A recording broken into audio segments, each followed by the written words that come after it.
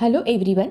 आज हम क्लास 7 की एनसीईआरटी के supplementary book an alien hand से फर्स्ट लेसन पढ़ने वाले हैं, जिसका नाम है द टाइनी टीचर, मतलब छोटा शिक्षक। यानी इस पाठ में चींटी के बारे में बताया गया है। भले ही वे छोटी है, लेकिन वो हमारी बड़ी शिक्षक है, जो अपने कार्यों और जीवन से हमें कड़ी मेहनत, कर्तव्य, अनुशासन, स्वच्छता, वफादारी और बहुत कुछ सिखाती है। चलिए अब हम लेसन पढ़ना शुरू करते हैं। दो so very small, the ant is unbelievably intelligent and hardworking. हालांकि चींटी बहुत छोटी होती है, वह अविश्वसनीय रूप से बुद्धिमान और कड़ी मेहनत करने वाली होती है। अनबिलीवेबली यानी अविश्वसनीय। Among the various kinds, the commonest ant is black and red. विभिन्न प्रकार की चींटियों के बीच काली या लाल सबसे आम है। कॉमनेस्ट यानी सबसे सामान्य। Ant live in comfortable homes called ant hills. चींटियाँ आरामदायक घरों में रहती हैं, जिन्हें एंट हिल कहा जाता है। कंफर्टेबल यानी सुविधाजनक। Name the smallest insect you have seen and the wisest.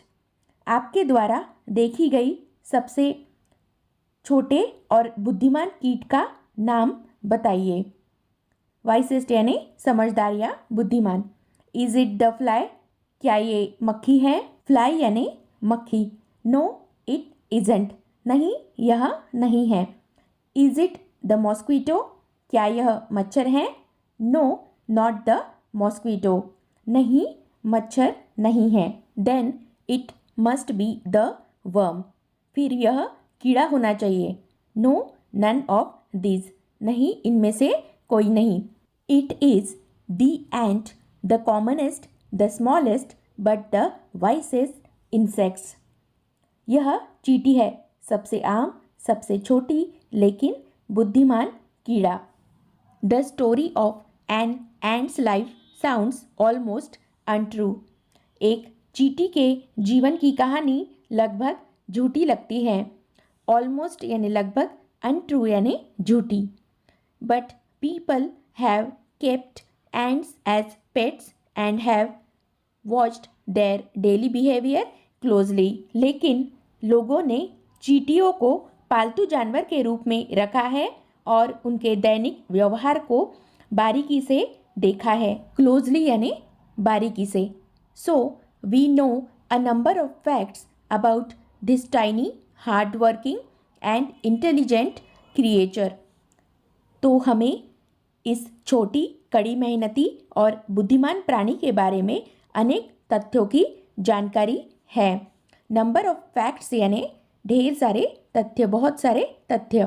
Creature यानी प्राणी। An ant uses its feelers or antenna to talk to other ants by passing messages through them.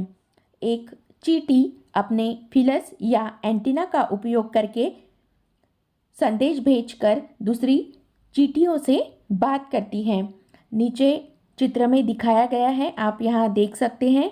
इसे सामने वाला जो बाल जैसा पार्ट होता है उसे फीलर्स या एंटीना कहा जाता है। आगे बढ़ते हैं। Watch a row of ants moving up और डाउन द वॉल। चींटियों की एक पंक्ति को दीवार के ऊपर या नीचे चलते देखिए। Each ant greets all the others coming from the opposite direction by touching their feelers. प्रत्येक चींटी विपरीत दिशा से आ रही सभी चींटियों का अपने फीलर्स से छूकर अभिवादन करती है। ग्रीट्स यानी अभिवादन करना या स्वागत करना। There are many kinds of ants. चींटियाँ कई प्रकार की होती है। The commonest among them are the black और रेड वंस। उनमें से सबसे आम काली या लाल होती है।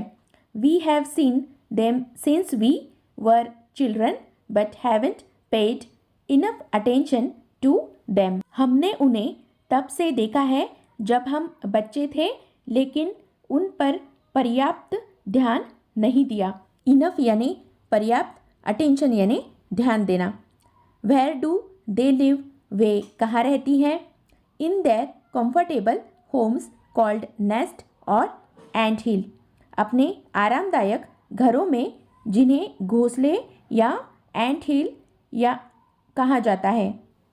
Each has hundreds of little rooms and passages, प्रत्येक में सैकड़ों छोटे कमरे और मार्ग होते हैं। पैसेजेस यानी रास्ता या मार्ग।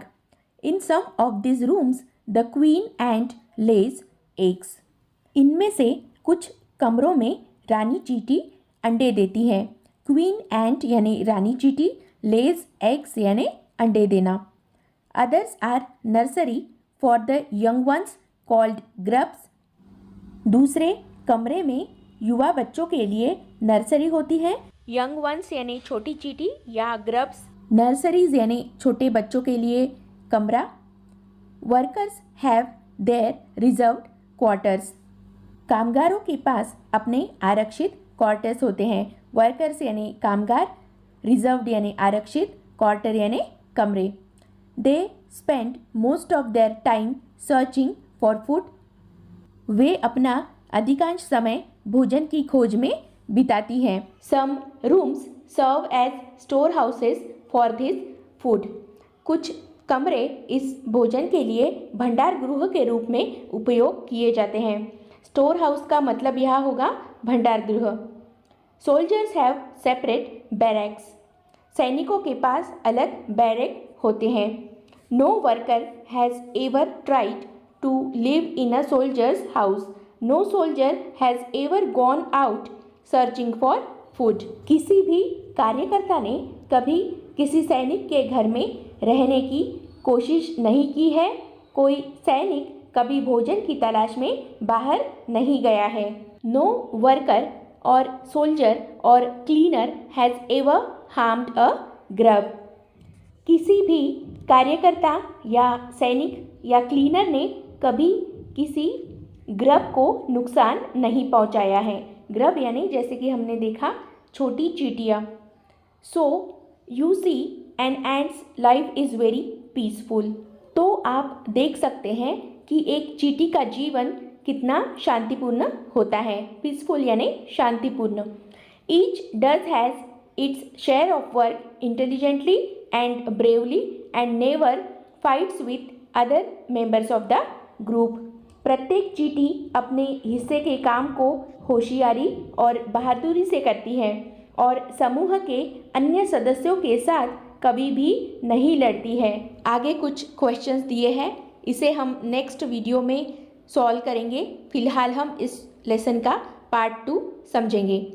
The queen ant has a pair of wings which she cast off before she begins to lay eggs, रानी चींटी के एक जोड़ी पंख होते हैं जिन्हें वह अंडे देना शुरू करने से पहले गिरा देती हैं। विंग्स यानी पंख, कास्ट ऑफ यानी गिराना, ले एग्स यानी अंडे देना। Egg hatch and becomes grubs, grubs change into cocoons and cocoons break to bring forth complete ants. ये बहुत इंपॉर्टेंट है, इसे आप समझना बहुत ज़रूरी है। अंडे फूटते हैं और ग्रब्स बन जाते हैं। ग्रब्स ककून में बदल जाते हैं और ककून फूटकर उनमें से पूरी चींटी निकलती है। ग्रब यानी बेबी एंट, ककून यानी ये आमतौर पर एक रेशम का आवरण होता है जिसे एक कीट का लार्वा अपने चारों ओर बनाता है, वो है ककून। तो सबसे पहले अंडे फूटकर उनमें से ग्रब निकलता है, ग्रब ककून में बदल जाता है, ककून फूटकर कंप्लीट एंट बन जाती है। The life of an ordinary ant in the ant hill is a book which many of us seldom open. Ant hill में एक साधारण चींटी का जीवन एक पुस्तक है जिसे हम में से शायद ही कोई खोलता है। आगे बढ़ते हैं। The queen is the mother of the entire population of the colony, रानी कॉलोनी की संपूर्ण आबादी की माँ है। It lives for about 15 years। यह करीब 15 साल तक जीवित रहती है। It has a pair of wings but bytes them of after it's wedding flight. इसके एक जोड़ी पंख होते हैं, लेकिन अपनी शादी की उड़ान के बाद उन्हें काट कर फेंक देती हैं। बाइट्स देम यानी काटना, वेडिंग फ्लाइट यानी शादी की उड़ान। इसमें चींटी पुरुष चींटे से मिलने के लिए जाती है। This flight takes place on a hot summer day. यह उड़ान गर्मी के दिन होती है। The queen leaves the nest and goes out to meet a male ant or drone high up in the air. रानी घोंसले से निकलती है और हवा में ऊपर एक पुरुष चींटे से या ड्रोन से मिलने के लिए बाहर जाती है। On its return to earth it gets rid of its wings and then does nothing but lay eggs। पृथ्वी पर लौटने पर यह अपने पंखों को छोड़ देती हैं और फिर अंडे देने के अलावा कुछ नहीं करती हैं। गेट्स रीड ऑफ यानी छोड़ देना। Eggs hatch and grubs come out. अंडे फूटते हैं और ग्रब्स बाहर आते हैं। Soldiers guard them. सैनिक उनकी रखवाली करते हैं। Workers feed and clean them and also carry them about daily for airing exercise and sunshine. श्रमिक उन्हें खिलाते हैं, साफ करते हैं और उन्हें हवा, व्यायाम और धूप के लिए प्रतिदिन बाहर ले जाते हैं। 2 or 3 weeks later, grubs become cocoons and lie without food or activity for 3 weeks more। 2 या 3 सप्ताह बाद ग्रब्स ककून बन जाते हैं और अगले 3 सप्ताह तक भोजन या गतिविधि के बिना पड़े रहते हैं। Then the cocoons break and perfect ants appear. फिर ककून टूटते हैं और पूरी चींटी दिखाई देती है। Now it's time for teaching and training. अब शिक्षण और प्रशिक्षण का समय आता है। New ants learn their duties from old ants as workers, soldiers, builders, cleaners etcetera. नई चींटियाँ श्रमिकों, सैनिकों, बिल्डरों, क्लीनरों आदि के रूप में पुरानी चींटियों से अपने कर्तव्यों को सिखाती है। After a few weeks training the small ants are ready to go out into the big world of work. कुछ हफ्तों के प्रशिक्षण के बाद छोटी चींटियाँ काम की बड़ी दुनिया में बाहर जाने के लिए तैयार होती हैं। An ant hill is a home not only for ants but also for some other creatures, beetles, lesser breeds of ants and green fly. एक एंट हिल न केवल चींटियों के लिए बल्कि कुछ अन्य प्राणियों, बीटल, चींटियों की छोटी नस्लों और ग्रीन फ्लाई के लिए भी एक घर है। बीटल्स यानी झिंगुर, ग्रीन फ्लाई यानी हरी मक्खी। Why do ants want this alien creatures to live in their nest. चींटियाँ क्यों चाहती हैं कि ये विदेशी जीव उनके घोंसले में रहे। एलियन क्रिएचर्स यानी विदेशी जीव या पराये जीव। For several reasons, some give off smell pleasant to the ants' senses, others give sweet juices, and some are just pets or playthings like cats and dogs to human beings। कई कारणों से कुछ जीव चींटियों की इंद्रियों के लिए सुखद गंध देते हैं और दूसरे मीठे रस देते हैं और कुछ सिर्फ पालतू जानवर या खेलने की वस्तु हैं, जैसे मनुष्यों के लिए बिल्लियाँ और कुत्ते हैं। The green fly is the ant's cow. Green fly चींटियों के लिए एक गाय है। The ants train it to give honey dew like milk with a touch of their antenna.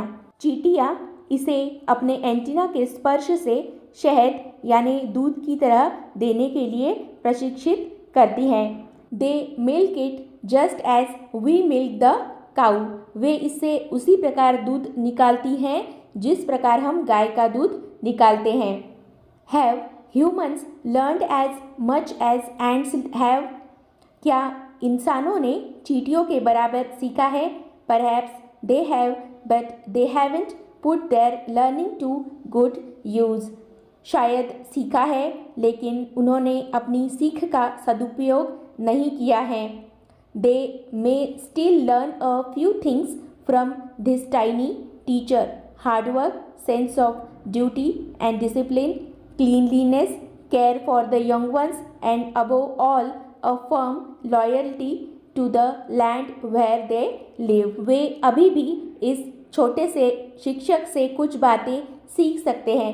कड़ी मेहनत, कर्तव्य और अनुशासन की भावना, स्वच्छता, छोटे बच्चों की देखभाल और सबसे बढ़कर उस भूमि के प्रति वफादारी जहाँ वे रहते हैं. I hope you understand this lesson well and meet you in next video. Till then, bye bye. Do not forget to like, share and subscribe. Thank you.